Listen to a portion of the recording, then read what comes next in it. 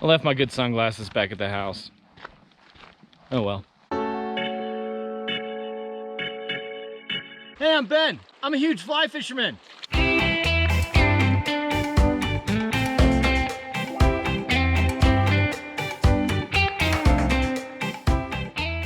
Welcome back to another episode of me yelling at the camera and telling you what to do. Today it's my pleasure to teach you a little bit about dry fly fishing. There are so many nuances and subtleties to dry fly fishing, there's no way I can cover it all right now. We're just gonna scratch the surface. Just a little scratch. If you haven't tried dry fly fishing, you should. It's awesome. Dries are where it's at for trout fishing. It is the opposite of Euro nymphing. So why is dry fly fishing so cool? It's visual. You get to see what's going on. You can watch the fish eat your fly. At least I hope you can see that. The casting is just nicer. Just a little dry fly on there. You don't have a bobber and split shot and all that junk on there. No sink tip. It's just kind of pleasant. It really brings out that whole art of the fly cast thing. Fishing dry flies also lets you conform to stereotypes and look down your nose at lesser anglers. Which lesser anglers? Who? All of them. See, it's true. Dry fly fishermen are snobby. Because we're the best, duh. You know what's awesome about fly fishing? I've known about this creek for 20 years, and today's the day that I'm finally gonna fish it. And I think I'm gonna catch something. Today I'm using my kid's fly rod because I like it. Actually, I'm not, because it's not in this tube. I left it at home. Good thing I brought it back up. All right, we're gonna start with the simple stuff. The nuts and bolts. Real basic. With a dry fly, you're trying to get a drag-free drift. You want your bug to look like it's just floating in the water and it's not attached to your leader and tippet and all that stuff. Just a little bug drifting, so helpless. To do that, you're gonna be fishing with some slack in your line, not a tight line. You're not gonna feel any nibbles. To maintain that drag-free drift, you're probably gonna have to mend the line. Well, obviously mending is important. We're not gonna learn mending right now. That's its own video that I haven't made yet. If you don't know what it is, look it up. I will tell you this though, the best way to mend when you're dry fly fishing is to put your mend into the cast. Huh? What? It's actually called aerial mending. When you put the mend into the cast, when your fly line lands, it's already in the position that you want it to be in. It's already been mended.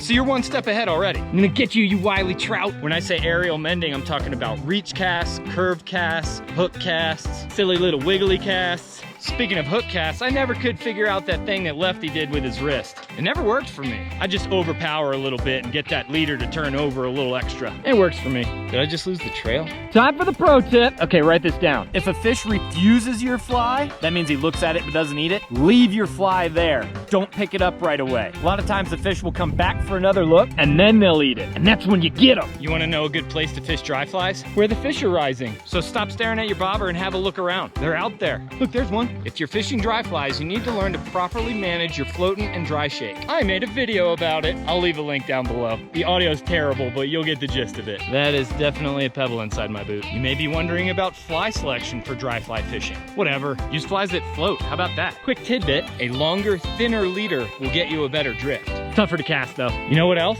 Dry fly fishing's easier when you can actually see the fish. Whoa, look at that bird. Oh, look at that creek. If you're using a fluorocarbon leader, be aware that it sinks. Some guys like that for real spooky technical fish. I think it's overkill. I don't see the need for it. Know how often I use fluorocarbon? Never. Let's go back to sight fishing, because I like talking about that. Sight fishing is on a more personal level with the fish. You can kind of get to know your fish before you stab them in the face. If you do get a chance to sight fish, sit down and watch the fish for a little while. If you get to know their habits, it'll help you learn what you need to do to feed that fish your fly. Oh, we're feeding trout now? How many leans did you get today? So find a fish and watch it. I try to pick the biggest one. Is it feeding aggressively or is it being kind of lazy? Is it rising in one spot consistently or is it moving around? Is it eating on the surface and underwater or is it just focused on one thing? Maybe it's always rising to one side. Fish with one eye will do that. Oh yeah, and if you're sight fishing, be sure to watch out for your shadow. They don't like your shadow. Shadow makes the fish go bye-bye. And don't forget, if you can see the fish, they can probably see you too. You know, a fish doesn't have to be rising for you to catch it on a dry. You can make them come up. Summon them from the depths. So after you've picked out your fish and watched them and it's time to make a cast, you need to realize that your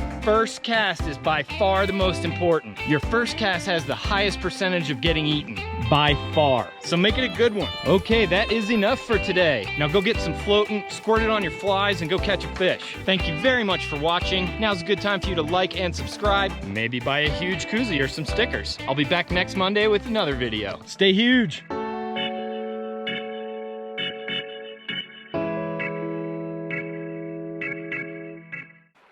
Remember when Jose would always say thanks for the dance? See ya.